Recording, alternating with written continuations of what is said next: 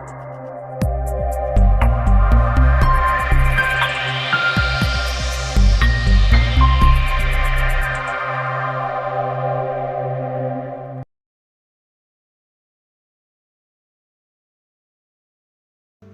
शिवाय दोस्तों, स्वागत है आपका हमारे चैनल वर्ल्ड ऑफ हैप्पीनेस में।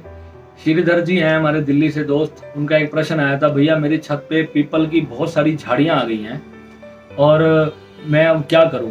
मेरे जो छत की जो लंटर है उसके अंदर तक उसका जो है पीपल की जड़ जो घुस चुकी है और 8-10 पेड़ मेरी छत पे उग गए हैं। 6-7 महीने हम अपनी छत पे नहीं गए और हमें पता ही नहीं चला, और अब वो इतने बड़े बड़े वृक्ष से बन गए हैं और वो मेरी छत को पूरी तरह से टूटने वाली हो गई है। कुछ ही दिन में मेरा लंटर फट जाएगा। अब मैं क्या करूं, मैं उसको कटवाऊं, मेरे ऊपर कोई ग्रह दोष या कोई पाप तो नहीं लगेगा। तो मेरे भाई, पहले आप एक बात अच्छी तरह से समझ लीजिए कि आज का जो वीडियो बन रहा है पीपल के लिए बन रहा है। अब पीपल का जो पेड़ है ना, वो कहीं पर भी उग जाता है, किसी भी दीवार में, किसी भी छत पर, कहीं पर भी उग जाता है। अभी पीछे हमारे मंदिर की छत पर भी उग गया था, तो हमने उसको बुलाया, किसी को कटवा दिया, कुछ नहीं हुआ उससे किसी को। तो आज मैं आपको एक चीज बताने वाला हूँ कि पीपल का पेड़ है क्या चीज। दोस्तों, पहली बात, पीपल के पेड़ को में कहा जाता है कि ब्रह्मा जी का वास होता है। ब्रह्मा जी कौन? सृष्टि के रचयिता, है ना। तो इसको कंप्लीट एनालिसिस को अच्छे से समझते हैं। पीपल के पेड़ में ब्रह्मा जी का वास होता है और बहुत सारे देवी देवताओं का वास होता है। इसलिए कहा जाता है कि पीपल के पेड़ पे आप जो है रोज जाकर के जल चढ़ाएं और इससे आपके जीवन में खुशहाली आती है, ये बात कही जाती है। पीपल का पेड़ आपको पता है सबसे ज्यादा ऑक्सीजन देने वाला पेड़ होता है, इसलिए उसको देवतुल्य कहा गया। जब एक पेड़ जिसमें जब हम बचपन से लेकर उसको बड़ा करते हैं और उसके अंदर जब वो बहुत विशाल हो जाता है और वहां पर रोज पूजा की जाती है, रोज वहां पे दिया जलाया जाता है, उस पेड़ की मान्यता हो जाती है। क्योंकि पता है आपको, उस पीपल के पेड़ के नीचे कितने करोड़ चींटियां, मकोड़े, ना जाने कितने जीव जंतु उस पेड़ के ऊपर अपना आश्रय पाते हैं। आपको पता है, एक पीपल के पेड़ की जो छाया होती है वो इतनी ठंडी होती है, ना जाने अपने आप गिलहरियां। हमारे वहाँ पे पानीपत में ना हमारी एक गौशाला है, वहाँ पे 2-3 बड़े बड़े पीपल के पेड़ हैं। मुझे 13-14 साल हो गए, वहाँ मैं डेली जाता हूँ। वहाँ पे गौओं को रोटी खिलाने हम लोग जाते हैं। तो वहाँ पर जो है पीपल का पेड़ है, वहाँ पे बहुत सारे कौवे हैं, बहुत सारे कौवे हैं, और वहाँ पर जो है हम लोग उनकी सेवा करते हैं। वहाँ गिलहरियां हैं, चींटियां हैं, मकोड़े हैं। बरसातों में तो ना जाने कितनी तरह के जीव जंतु वहां पर आ जाते हैं। हंस, बगुले भी वहां पे देखे जाएं। ऐसे ऐसे पक्षी आ जाते हैं, कई बार देख के दिल खुश हो जाता है। बहुत प्यारी ठंडी हवा होती है। सुबह मैं जा करके वहां पे 15-20 मिनट बैठ जाता हूँ शांति से, और बहुत आनंद आता है। जीवन ऐसे लगता है अंदर से मेरा सारा ऑरा एकदम प्रफुल्लित हो गया, इतनी मस्ती और इतना आनंद आता है। तो मैं तो निस्संदेह मानता हूँ कि पीपल का जो पेड़ होता है वो देवता ही होता है, वो रब ही होता है। उस पेड़ में परमात्मा का साक्षात वास है। मेरा मानना तो यही है और मेरा अनुभव भी यही रहा है। अब दूसरी बात ये आती है कि अगर पीपल का पेड़ आपकी छत पे उग जाए तो क्या आप वहां पर एक इतना बड़ा विशाल पीपल का पेड़ उगा लोगे क्या? इतना बड़ा पेड़ अपनी छत पर नहीं उगा पाओगे भाई। आप बिल्डिंग के 10वें फ्लोर पे रहते हो, वो बढ़ता चला जाएगा, वो आपकी छत तोड़ देगा, आपका कई लाख का नुकसान हो जाएगा।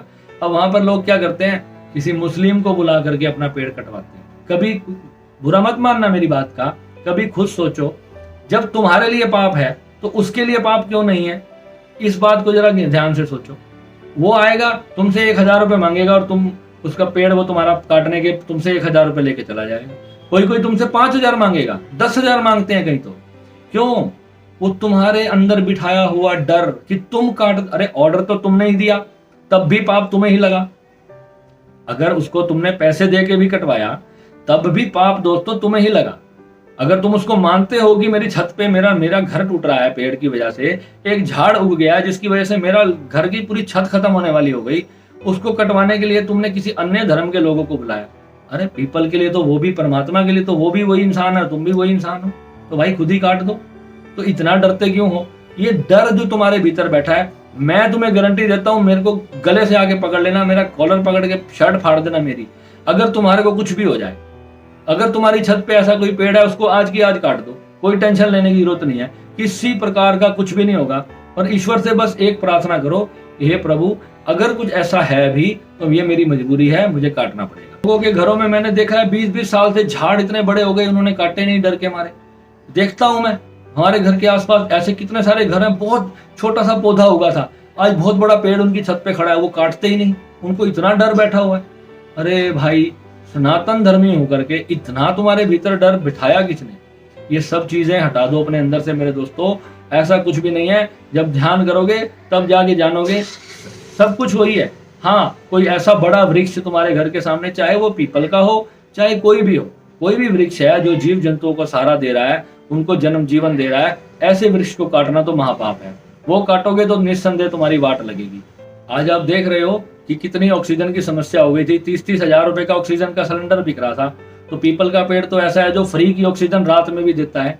तो पीपल तो इतना महान कहा गया, इसलिए उसको देव तुल्य कहा गया है। कोई बड़ा पीपल अगर उगा हुआ है लाखों हजारों सालों से, जो कहते हैं 500-500 साल तक पीपल की उम्र होती है ना, तो अगर ऐसा कोई पेड़ अगर आपके आसपास है तो उसको निस्संदेह मत काटिएगा। चाहे उससे आपको थोड़ी बहुत तकलीफ भी होती हो तो वो भी आप सह लो, और अगर आपकी छत पे ही उग जाए तो आप निस्संदेह काट सकते हो। मैं आपको गारंटी देता हूं ऐसा कुछ भी नहीं होने वाला। ठीक है, तो इस तरह के वहम आप बिल्कुल छोड़ दो।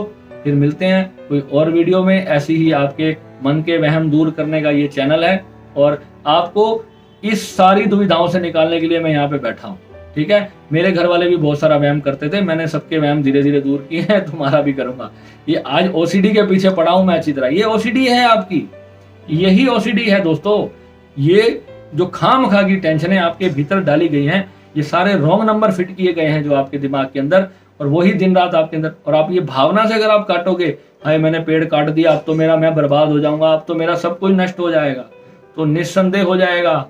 ये सोच लेना, अगर आपको काटना है तो पहले तैयारी से काटना कि मेरा कुछ नहीं होगा। अब ये भी आप सोच लो कि आप किसी और से अगर कटवा रहे हो, आप पैसे देके ऑर्डर देके कटवा रहे हो, तब भी कर्म फल तो आपका ही है। अगर आप उसको मान लोगे अपने दिमाग से कि ये कर्म इससे कुछ नहीं है, मेरी मजबूरी थी, इसको मैंने काटा, बस दैट्स इट, फिर कुछ नहीं होगा। ईश्वर से आपने प्रार्थना करनी है, जो मैंने आपको तरीका बताया बिल्कुल एज इट इज करना। बहुत सारी जगह पे उग जाते हैं, बहुत सारे लोगों के घरों में है, काफी लोग इससे परेशान भी हैं। तो मैंने सोचा कि चलो आज एक वीडियो इस पे बना ही दो, 5 मिनट लगेंगे, किसी का भला होता हो। ठीक है, नमस्कार।